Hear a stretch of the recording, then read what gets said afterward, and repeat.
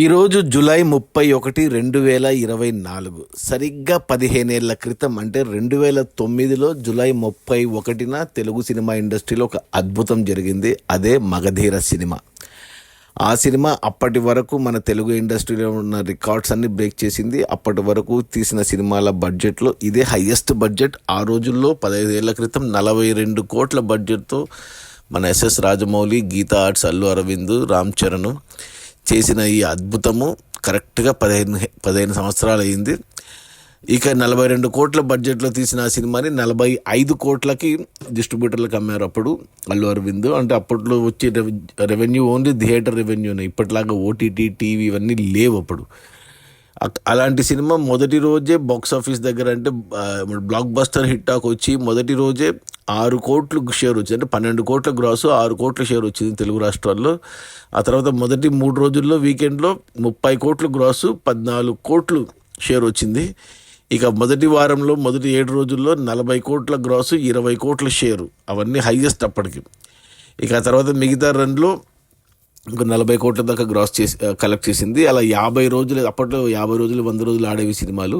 అలా 286 సెంటర్స్లో 50 రోజులు ఆడిన సినిమా. అలాగే 223 డైరెక్ట్ సెంటర్స్లో 100 రోజులు జరుపుకున్న సినిమా ఇది. ఇక అంతకుముందు అప్పుడు మనకి హిందీలో అమెరికాన్ గజనీ సినిమా ఉండింది. ఆ సినిమా 68 కోట్ల షేర్ వచ్చింది అప్పుడు ఆ సినిమాకు. అది హయ్యెస్ట్ ఉండింది హిందీలో. తమిళ వరకు మన రజనీకాంత్ శివాజీ సినిమా 67 కోట్ల షేర్తో అది టాప్లో ఉండింది ఈ 2 సినిమాలు. మగధీర వచ్చాక ఈ 2 సినిమాల రికార్డులు పక్కకి పోయాయి. 73 కోట్లు షేర్ తెచ్చి ఇండియాలోనే హయ్యెస్ట్ షేర్ తెచ్చుకున్న సినిమాగా నిలబడింది. అండ్ 120 కోట్ల గ్రాస్ వచ్చింది. అంటే తెలుగులో మొట్టమొదటి 100 కోట్ల సినిమా మగధీర.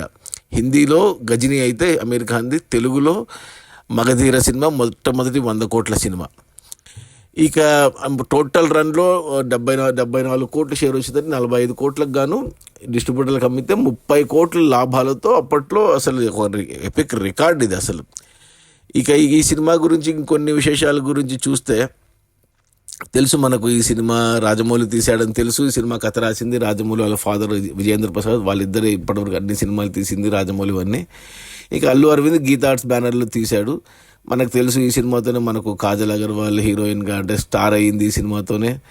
ఆ సినిమాలో శ్రీహరిని ఎవరు మర్చిపోలేరు. అలాగే విలన్గా చేసిన దేవ్గిల్ అదే ఫస్ట్ సినిమా. అండ్ ఇది మనకు తెలుసు పునర్జన్మల మీద వచ్చిన సినిమా అనేసి.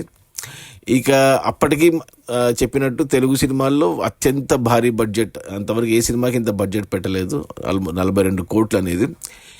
2008 మార్చిలో షూటింగ్ స్టార్ట్ అయింది. జూలై 2009లో రిలీజ్ అయింది. వితిన్ వన్ ఇయర్లో. అంటే అప్పట్లో రాజమౌళి ఫాస్ట్గానే తీసేవాడు. ఇక కీరవాణి మ్యూజిక్ మనకు తెలుసు. యాక్షన్ సీక్వెన్స్ ఫైట్స్ అన్ని పీటర్ హైన్స్ కొన్ని, రామ్ లక్ష్మణ్లు కొన్ని తీశారు. ఇక మొట్టమొదటి 100 కోట్ల సినిమా. ఇక 73 కోట్ల షేర్ వచ్చింది. టోటల్ గ్రాస్ వచ్చేసి 120 కోట్లు గ్రాస్ వచ్చింది. అప్పటికి ఇంకా తెలుగులో ఇదే హయ్యెస్ట్. ఇంకా ఆ తర్వాత ఇంకొక రికార్డ్ ఏమంటే 1000 రోజులు నడిచింది ఈ సినిమా. అంతకుముందు ఈ రికార్డు చంద్రముఖి సినిమా మీద, రజనీకాంత్ చంద్రముఖి 2005లో వచ్చిన ఆ సినిమా మీద ఉండింది. ఆ సినిమా రికార్డుని బీట్ చేసి మగధీర 1000 రోజులు నడిచి సౌత్ ఇండియాలో ఎక్కువ రోజులు నడిచిన సినిమా, 1000 రోజులు నడిచిన సినిమాగా మగధీర నిలబడింది. అదొకటైతే. అంతేకాకుండా ఈ సినిమాకు నేషనల్ అవార్డ్స్ కూడా వచ్చాయి ఆ సంవత్సరం. అంటే ఒకటి డాన్స్కి వచ్చింది అండ్ ఇంకోటి స్పెషల్ ఎఫెక్ట్స్ గ్రాఫిక్స్కి వచ్చింది. ఈ 2 నేషనల్ అవార్డులు వచ్చాయి. ఇక ఫిలింఫేర్ అవార్డులు 6 వచ్చాయి. అండ్ మన అప్పటి నంది అవార్డులు ఇచ్చేవాళ్ళు ఏపీలో, ఉమ్మడి ఆంధ్రప్రదేశ్లో. అప్పుడు 9 నంది అవార్డులు. అలా ఇంకా అక్కడి నుంచి తెలుసు మనకు మన రామ్ చరణ్ ఎంత పెద్ద సూపర్ స్టార్ అయ్యాడు. కాజల్ కానీ ఇంక అందరూ, రాజమౌళి కానీ, కీరవాణి, ఆ సినిమాకి పనిచేసిన ప్రతి ఒక్కరు స్టార్ అయిపోయారు అక్కడ. ఇక అయితే ఆ తర్వాత చూసుకుంటే ఈ సినిమాని మళ్ళీ హిందీలో కూడా డబ్ చేశారు. అప్పుడు హిందీలో, తమిళ్లో, మలయాళంలో డబ్ చేశారు. హిందీలో సేమ్ మన మగధీర అని టైటిలే పెట్టారు హిందీలో. తమిళ్లో మా వీరన్ అని పెట్టారు. అండ్ మలయాళంలో వచ్చేసి ధీరా ద వారియర్ అని పెట్టి అది 2 ఏళ్ల తర్వాత రిలీజ్ అయింది మలయాళంలో. అక్కడ రిలీజ్ కావడం వల్ల రామ్ చరణ్కి తమిళనాడులో, కేరళ కూడా బాగా మంచి ఫ్యాన్స్ వచ్చారు. ఆ తర్వాత ఇంకో విశేషం ఏంటంటే సినిమా రిలీజ్ అయిన 9 ఏళ్లకు, అంటే మనకు బాహుబలి 2 జపాన్లో రిలీజ్ అయ్యి హిట్ అయిన తర్వాత రాజమౌళి సినిమా అని చెప్పేసి మగధీరని జపాన్లోకి డబ్ చేసి 2018 ఆగస్టులో రిలీజ్ చేశారు అక్కడ. రిలీజ్ చేస్తే ఆ సినిమా అప్పుడు కూడా అంటే 9 ఏళ్ళ తర్వాత రిలీజ్ అయిన జపాన్ డబ్బింగ్ వర్షన్ ఒక మంచి అంటే 8 కోట్ల దాకా గ్రాస్ కలెక్ట్ చేసింది. 2 కోట్లు షేర్ తెచ్చింది ఆ సినిమా అప్పుడు. ఆ తర్వాత ఈ సినిమాని 2010లో ఒరిస్సా మన పక్క రాష్ట్రం ఒరిస్సాలో ఒడియాలోకి రీమేక్ చేశారు వాళ్ళు. మేఘా సబ్రేరే అసిబా ఫేరీ అని ఒక పేరు పెట్టి రీమేక్ చేశారు అక్కడ. ఆ తర్వాత బెంగాలీలో కూడా రీమేక్ చేశారు. ఎప్పుడు 2014లో రీమేక్ చేశారు, యోధా ద వారియర్ అనేసి. అలా ఇన్ని విశేషాలు ఉన్నాయి ఈ మన మగధీరకి. 15 ఏళ్ళు అయిందంటే నమ్మబుద్ధి కావట్లేదు నాకు అసలు. ఇంకా ఈ సినిమాలో మనకు తెలుసు రామ్ చరణ్, కాజల్, దేవ్గిల్, శ్రీహరి, సునీల్ ఉన్నాడు రామ్ చరణ్ ఫ్రెండ్గా. ఇక అంతేకాకుండా రావు రమేష్ ఆ సినిమాతో అఘోర పాత్రలో కనపడి మనకు అందరికీ అంటే తెలియదు చాలామందికి అప్పుడు రావు రమేష్ అతను అనేసి. ఇక కొన్ని స్పెషల్ అపీరెన్స్ ఉన్నాయి. చిరంజీవి సినిమాలో కనపడ్డాడు, ఆ పాట బంగారు కోడి పెట్టారు రీమిక్స్ తర్వాత కొంచెం కనపడ్డాడు. అప్పటికి చిరంజీవి రాజకీయాల్లో ఉన్నాడు, అందుకు ఇలా స్పెషల్ అపీరెన్స్ ఇచ్చాడు చాలా రోజుల తర్వాత. ఇక బ్రహ్మానందం కొంతసేపు ఉన్నాడు, ముమైద్ ఖాన్ ఐటమ్ సాంగ్ ఉంది.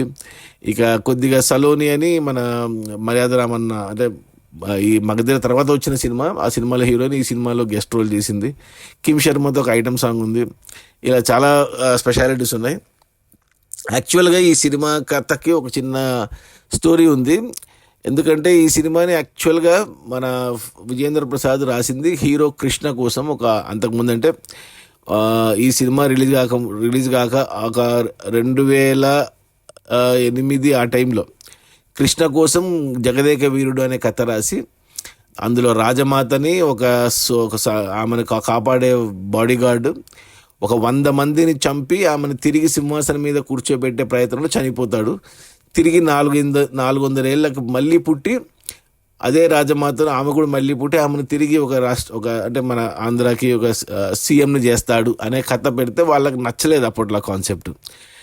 అప్పుడు 15 ఏళ్ళ తర్వాత అదే కథని రాజమౌళి తీసుకొని మార్పులు చేర్పులు చేసి అంటే రామ్ చరణ్తో గీతా ఆర్ట్స్ వాళ్ళ సినిమా చేయని రాజమౌళికి అడిగితే ఈ కథ తీసుకొని రాజమాత బదులు హీరోయిన్ యువరాణిని చేసి ఆ మార్పులు చేర్పులు చేసేసి సేమ్ కథనే పెట్టి తీశాడు. అది దీని వెనక ఉన్న కథ. అలా వచ్చిందనమాట. ముందుగా యాక్చువల్గా కాజల్ అనుకోలేదు ఈ సినిమాకి హీరోయిన్ని. ఈ సినిమాని తమన్నా కోసం అనుకున్నారు రాజమౌళి. కానీ తమన్నా డేట్స్ దొరక్క కాజల్ని తీసుకున్నారు. ఎందుకంటే కాజల్ని అంతకుముందే యమదొంగకి తీసుకుందాం అనుకున్నాడు రాజమౌళి. కానీ యమదొంగ అప్పుడు కాజల్ డేట్స్ లేవు. సో అందుకు ఇప్పుడు ఈ సినిమాకు మగధీరకు కాజల్ని హీరోయిన్గా తీసుకున్నాడు. అదొకటి విశేషమైతే ఇక వచ్చేసి ఇంకేమున్నాయి అబ్బాయి సినిమా గురించి చెప్పుకోవడానికి. దేవ్గిల్ గురించి మాట్లాడుకున్నాము, దేవ్గిల్ విలన్. ఇంకేముంది, స్పెషల్ సాంగ్ అయిపోయింది అంతే. 1 ఇయర్లో షూటింగ్ జరిగిపోయి అంత ఫాస్ట్గా తీసాడు రాజమౌళి, తీసేశాడు. మంచి ఇండస్ట్రీనే మార్చేశాడు అప్పట్లో. ఇంకేమున్నాయి అంతే. అది ఇంకా పాటల గురించి చెప్పుకునేది ఏముంది, అన్ని పాటలు బ్లాక్ బస్టర్ ఇప్పటికి కూడా. అప్పట్లో థియేటర్లు ఎన్ని వచ్చాయంటే అప్పట్లో 1250 థియేటర్ రిలీజ్ అయింది ప్రపంచవ్యాప్తంగా. అందులో 1000 థియేటర్లు మనకు ఆంధ్రప్రదేశ్ నుంచి వచ్చాయి. అప్పట్లో ఓవర్సీస్లో తక్కువే వెళ్ళేవి. అందులో నార్త్ అమెరికాలో అప్పట్లో 21 థియేటర్లు రిలీజ్ కావడం ఒక అద్భుతం అనమాట ఆ రోజుల్లో. ఇప్పుడంటే 100ల్లో 1000ల్లో రిలీజ్ అవుతుంది, కానీ ఆ రోజుల్లో 20 థియేటర్లు రావడమే గొప్ప. 2009 మాట. మొత్తానికి ఓవర్సీస్లో 25 ప్రింట్లతో 40 లొకేషన్స్లో రిలీజ్ అయింది అప్పట్లో అది. ఇక ఆ తర్వాత తమిళ్, మలయాళం డబ్బింగ్ అన్నీ అయిపోయాయి. కానీ కొన్ని అప్పుడు కొంచెం అంటే కొద్దిగా రిలీజ్ అప్పుడు కొద్ది గొడవలు కూడా గొడవలు అంటే గొడవలు కాదు. మన వరంగల్లో కాజీపేట వరంగల్ భవానీ థియేటర్లో టికెట్ల కోసం అంటున్నప్పుడు కొద్దిగా ఏదో తొక్కిసలాటలో కొద్దిగా చనిపోయారు. ఎంతమంది ఇద్దరు చనిపోయారు అప్పుడు. అదొకటి. విజయనగరంలో కూడా కొద్దిగా థియేటర్ అంటే రిలీజ్ అప్పుడు 5 చనిపోయారు అక్కడ, ఎలక్ట్రికల్ షాక్ వచ్చి. అది కొద్దిగా బాధాకరమైన సన్నివేశాలు. అంటే అప్పట్లో అలా ఉండేది. ఇప్పటికీ జరుగుతుంటాయి. స్టార్ హీరో సినిమా రిలీజ్ అయినప్పుడు థియేటర్ల దగ్గర అలా షాక్ కొట్టిపోవడము, కట్అవుట్ కడుతున్నప్పుడు పడిపోవడం, ఇలాంటివి జరుగుతూ ఉంటాయి. ఇన్ని ఉన్నాయి విశేషాలు ఈ సినిమాకు. ఇక అంటే ఈ మన ఏమంటారు దీన్ని, అంటే ఈ సినిమా మెయిన్ కాన్సెప్ట్ వచ్చేసి పునర్జన్మలపైనే కదా. అలా పునర్జన్మల సినిమాలు మనకు చాలా ఉన్నాయి. మూగ మనసులు కానీ మనకు ఇంతకుముందు తెలుగులో, హిందీలో కూడా కరణ్ అర్జున్ అలా ఉన్నాయి. అంటే యాక్చువల్గా రాజమౌళి అనుకునింది అంటే పునర్జన్మ ఎలా గుర్తుకు రావాలి అనే కాన్సెప్ట్లో రాజమౌళి ఏం చెప్పాడు అంటే, కాజల్ దుపట్టా ఉంటుంది కదా ఫ్లాష్ బ్యాక్లో, వాళ్ళిద్దరు దుపట్టా ఎవరు తీసుకొస్తే వాళ్ళకి ఆ, తెలియని వాళ్ళు బహిష్కరణ అనేది ఉంది కదా, దుపట్టా ఉంది కదా, ఆ దుపట్టా మ్యూజియంలో ఉంటుంది. ఆ దుపట్టాను తీసుకున్నాక కాజోల్కి గతం గుర్తుకొస్తుంది అన్నట్టు రాసుకున్నారు ముందు. కానీ తర్వాత మన రాజమౌళి చెప్పాడు కరణ్ అర్జున్లో అంటే వాళ్ళకి షాక్ కొడుతుంది అన్నదమ్ములు కలుసుకున్నప్పుడు. సో ఆ కాన్సెప్ట్ని తీసుకుని ఇక్కడ హీరో హీరోయిన్కి షాక్ కొట్టినట్టు గతం గుర్తుకొచ్చేలాగా అలా డెవలప్ చేసుకున్నారంట. ఇక ఇంకేముందబ్బా, ఇంకంతే. మ్మ్. మ్మ్. అది ఇన్ని విశేషాలు ఉన్నాయి, ఇంకా చాలా ఉన్నాయి. చెప్పుకుంటూ పోతే ఇంకా ఎండ్ అవ్వదు. ఇది ఎండ్లెస్ రికార్డ్స్ ఈ సినిమాకి బగధీర అనేది. ఆ, ఆ రోజుల్లో సోషల్ మీడియా లేదు, కానీ ఉండింటే అసలు ఆ సినిమా మరో బాహుబలి లేదా మరో కల్కి అయ్యి ఉండేది సోషల్ మీడియా ఇంపాక్ట్ వలన. ఆ రోజుల్లో సోషల్ మీడియా ఏమీ లేదు, అయినా కానీ అతిపెద్ద బ్లాక్ బస్టర్. కొన్ని మచ్చుకు చెప్పుకోవాలి అంటే మొట్టమొదటి 100 కోట్ల సినిమా, అది ఒక్కటి చాలు తెలుగు సినిమాకు. మొట్టమొదటి 100 కోట్ల సినిమా ఏదంటే మగధీర అని చెప్పాలి. హిందీలో మొట్టమొదటి 100 కోట్ల సినిమా అంటే గజిని, అందరికీ తెలుసు. తెలుగులో మగధీర. అది 15 ఏళ్ళు అయింది అప్పుడే. ఇక రామ్ చరణ్ అక్కడి నుంచి మెగా పవర్ స్టార్గా ఇప్పటికీ ఉన్నాడు. ఇక త్వరలో గేమ్ చేంజర్ రాబోతుంది, చూడాలి. రాజమౌళి ఇక ఎక్కడికో వెళ్ళిపోయాడు, హాలీవుడ్ రేంజ్కి వెళ్ళిపోయాడు. అది మన రామ్ చరణ్ రాజమౌళిల మగధీర రిలీజ్ అయ్యి 15 రోజులైంది. ఈ రోజుతో జూలై 31. తెలుగు సినిమా అద్భుతాల్లో ఒక అద్భుతం ఈ మగధీర. Okay, bye.